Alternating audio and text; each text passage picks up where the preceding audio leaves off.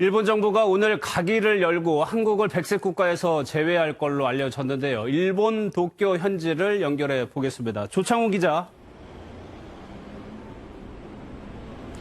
네, 일본 가기가 열리는 총리관저 앞에 나와 있습니다.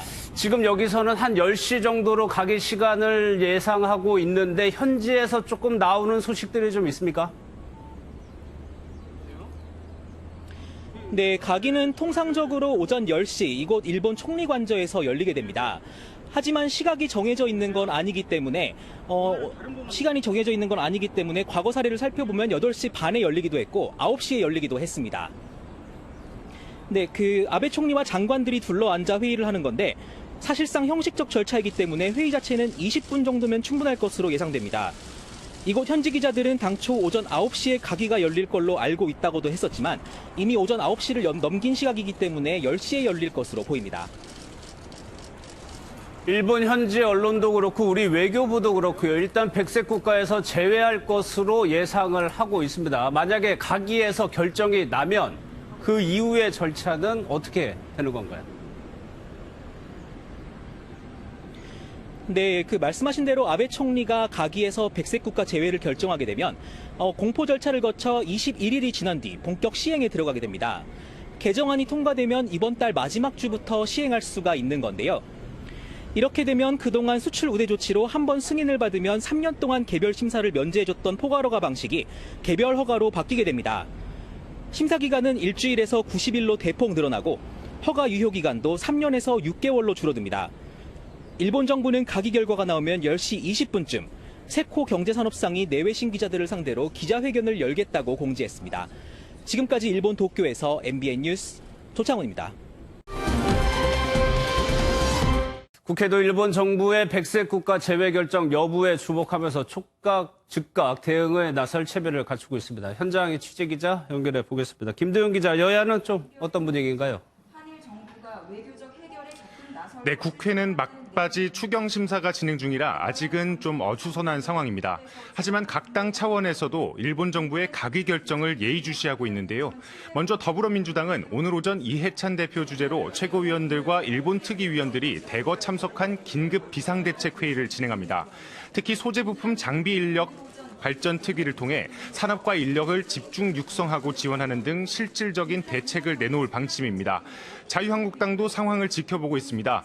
한국당은 오늘 오전 11시에 일본 수출 규제 대책 특위 회의를 열어 대처 방안을 논의합니다. 황교안 대표와 당 지도부가 대거 참석한 오늘 회의에선 결과에 따라 별도의 입장문도 내놓을 것으로 보입니다. 또 여야 5당은 정부 민간이 함께 참여한 초당적 협의체인 민관정 협의회를 통해서 총력 대응을 함께 해나갈 계획입니다. 지금까지 국회에서 MBN 뉴스 김도형입니다.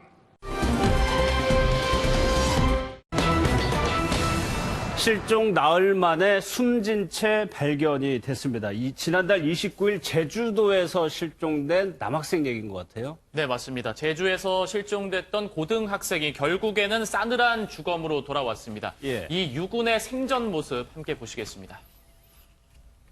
네, 파란색 티셔츠 그리고 반바지를 입은 학생이 인도를 따라 걷고 있습니다.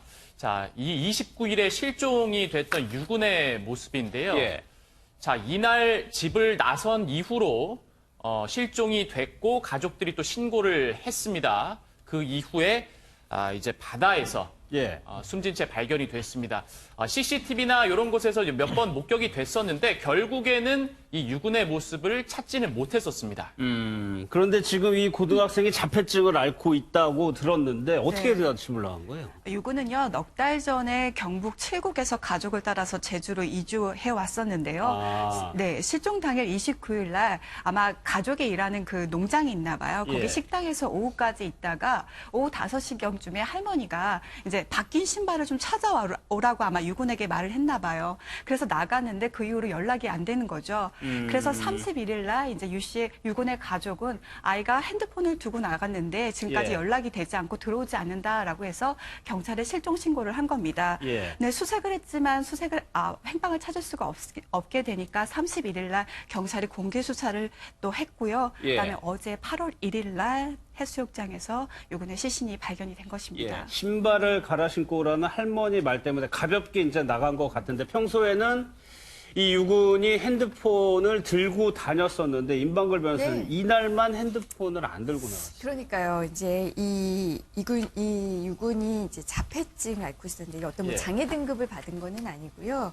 그러니까 자폐 성향이 있었다고 합니다. 이 유군이 보통 이제 나간 다음에 본인이 전화로 예. 아버지에게 전화를 해서 자신을 좀 찾으러 와달라 이렇게 했었대요. 근데 이날은 지갑도 안 가져가고 핸드폰도 안 가져갔던 거죠. 그래서 굉장히 이제 이 휴대폰이라도 가지고 갔으면 위치 추적이라도 했을 텐데 예. 이런 것도 하지 못했죠. 경찰에서도 참대 굉장히 어려움을 겪었었고요. 아까 앞서 말씀하셨지만 이제 CCTV에 몇 가지 행적들이 좀 나왔는데요. 7월 29일 오후 5시에 이제 할머님 심부름으로 집을 나선 것부터 시작을 해서 예. 그 당일 오후 7시 19분경에 이 성읍리 표선 농협 앞을 지나는 CCTV가 발견이 됐고요. 예. 또 그로부터 또 한 1시간 한 40분쯤 후에 30분쯤 후에 한 8시 55분경에 오후 8시 55분경에 또 이 제주 표선면에 위치한 한 호텔 앞에서 목격된 것이 마지막 모습이었습니다. 예, CCTV에 유군이 포착된 것이 29일 오후 8시 55분경이 마지막이었습니다. 그런데 박선배 변호사, 이 유군이 발견된 곳이 집에서 직선거리로 14km니까 꽤 먼 거리에서 발견이 된 거거든요. 상당히 먼 거리인데요. 이 유군이 집 근처 식당에서 신발을 바꿔 신고 왔기 때문에 자신의 예. 신발을 찾으러 집을 나섭니다. 그리고 집에서 나서면서부터 그로부터 10km 떨어진 CCTV에 유군이 걸어가는 모습이 마지막으로 포착이 됩니다. 경찰에 따르면 이 유군이 한 길만 따라서 시신이 발견된 지점까지 14km를 걸어간 것으로 보이는데 예. 걷는 동안 들른 장소도 없고 접촉한 사람도 따로 없는 것으로 파악하고 있습니다. 그렇다면은 이게 유군의 사망 원인이 지금 현재까지 경찰이 좀 감 못 잡고 있는 것 같은데 발견 당시에요. 상황실 관계자 얘기를 좀 한번 들어보도록 하겠습니다. 해수욕장 수영 경계구역 100m 지점에서 수영 카약을 타던 여행객이 그 최초 발견을 해가지고 해경에 신고를 했어요. 15시 40분경이어가지고 간조 시간대였어요. 일단 현재로서 중요한 거는 유군이 왜 사망에 이르게 됐냐는 건데 일단 발견 당시를 보면은 유군이 옷을 입고 있지 않았다는 거는 어떤 시사점이 있습니까? 실제로요, 조류가 세면은 옷이 이제 옷이 어떻게 되어 있느냐에 따라서 예. 뭐 유실될 수도 있는데요. 지금 현재는 속옷까지 입고 있지 않은 상태라고 발견됐다고 하는데요. 또 시체도 약간 부패되어 있는 상태라고 하는데 아마 부검을 통해서 이것이 정확한 사인이 뭔지 아마 확인이 들어갈 것 같고요. 예. 실제로 어떤 사건에서 많이 보다 보면 옷이 실제로 유실이 되는 경우가 많습니다. 바다에 이제 빠졌을 네, 경우에는. 네. 근데 박 변호사님, 글쎄요. 자폐증을 앓고 있다고 하지만 스스로 물속에 들어갈 리는 없는 거잖아요. 상당히 그 가능성은 낮죠.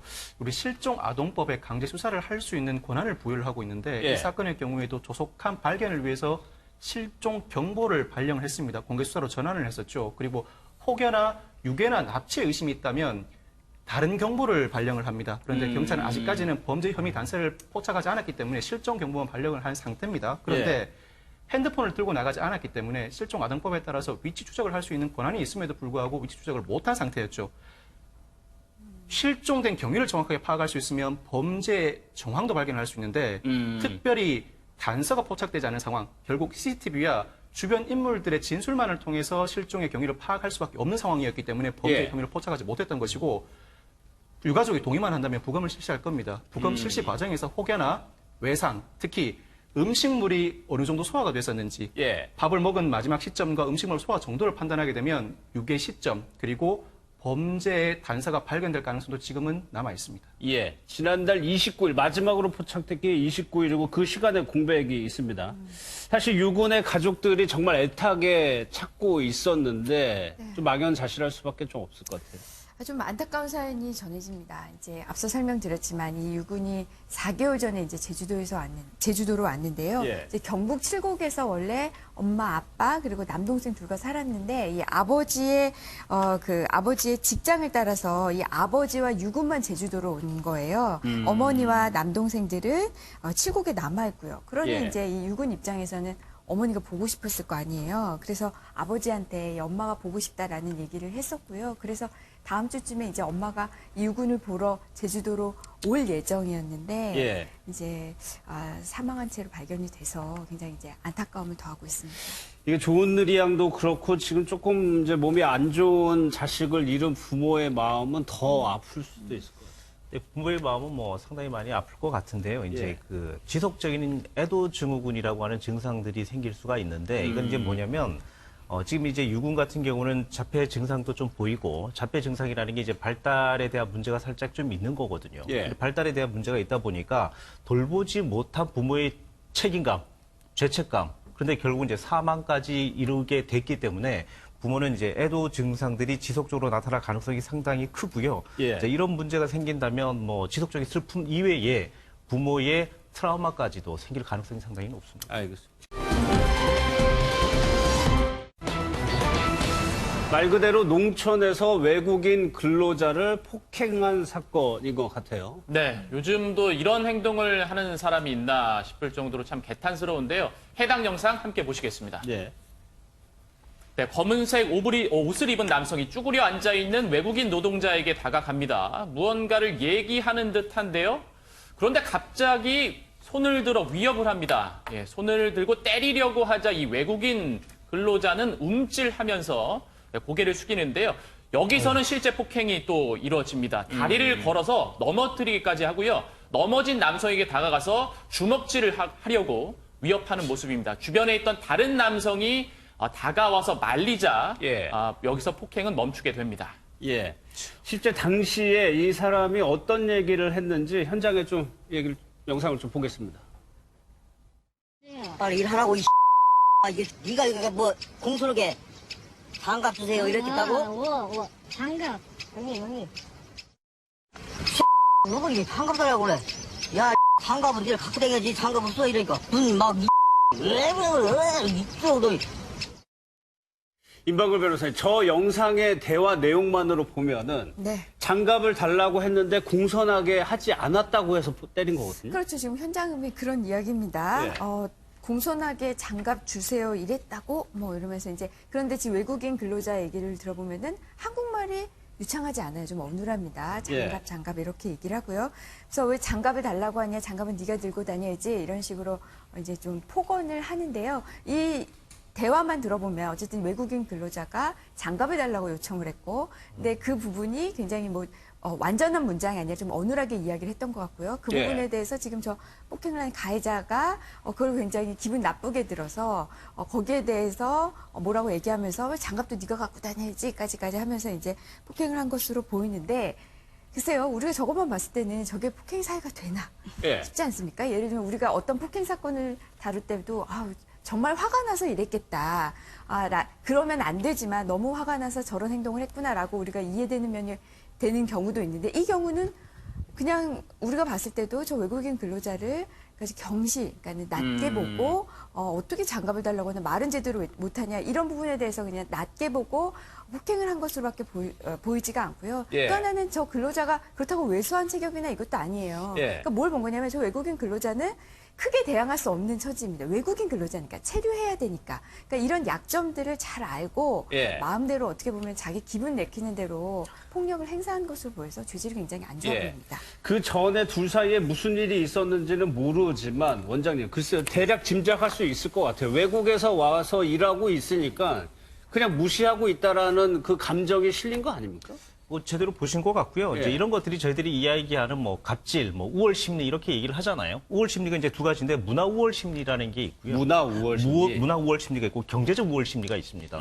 제가 봤을 때 문화 우월 심리가 있고요, 분명히. 왜냐하면 이런 부분들을 해외에서 이제 이주해 오셨기 때문에 노동자로 오셨기 때문에 그런 부분들이 있을 것 같고 경제적으로도 당연한 거고요. 예. 자, 이런 것들이 합쳐져서 소위 말하는 우리가 얘기하는 갑질이 된 것 같고요. 이 갑질이 이제 업무 갑질이라 그래서 업무적으로 또 미흡하면 또 심각한 갑질 이제 노릇을 하는 거거든요. 예. 그래 이런 부분들도 있고요. 그리고 개인적 기질 성향도 분명히 있습니다. 폭력적인 기질이 분명히 있는 사람이고 타인을 무시하는 기질적 성향도 분명히 있어 보입니다. 그렇겠죠.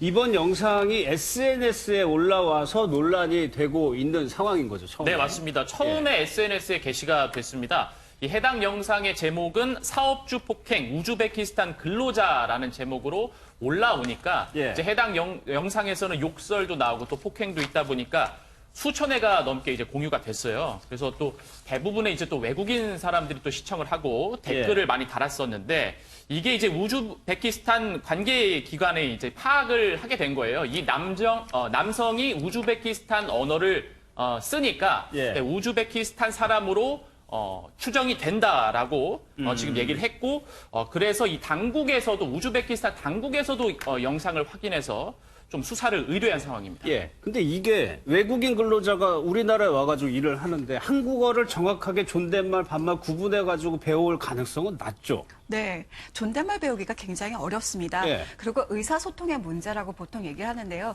의사소통이 사실은 문제가 아니라 그 밑에 깔려있는 편견과 차별이 사실 문제가 가장 큰 거죠. 많은 사람들이 외국인 노동자가 와서 이런 말을 합니다.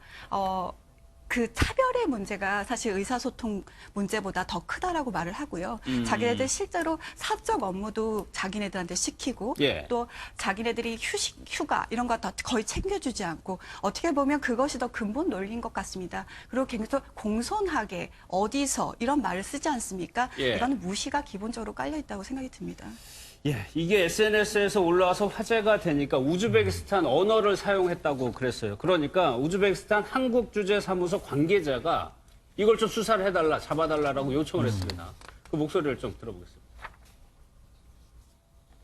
하도 이슈가 돼가지고 저희한테도 이렇게 부탁이 오셔 요청이 들어와가지고 저희 홈페이지에 이렇게 공고를 올리게 되었습니다. 우즈벡이라는 것도 우즈벡 언어가 나왔는데 확실히 우즈벡인지 아닌지 저희도 모르는 상태라서 그래서 경찰서에 우즈벡인지 아닌지 그거만 확인했으면 좋겠다. 그런데 수사가 쉬워 보이지만 않는 것이 저 영상만 일단 올라온 상태고 우즈벡 언어를 사용했다는 점밖에 없는 거잖아요. 지금. 그렇죠. 해당 영상 속에 가해 남성이 특정 지역에 방언을 쓰고 있긴 하지만 사건이 발생한 장소가 정확히 어디인지 사건이 정확하게 언제 발생했는지가 전혀 특정되지 않고 있습니다.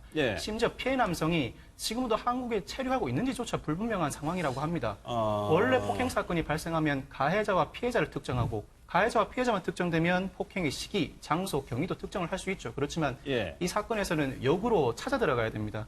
해당 영상을 찍은 사람이 누구인지, SNS에 게시한 사람이 누구인지를 찾아서 역으로 가해자와 피해자를 특정해 찾아 나가야 되는 상황이거든요.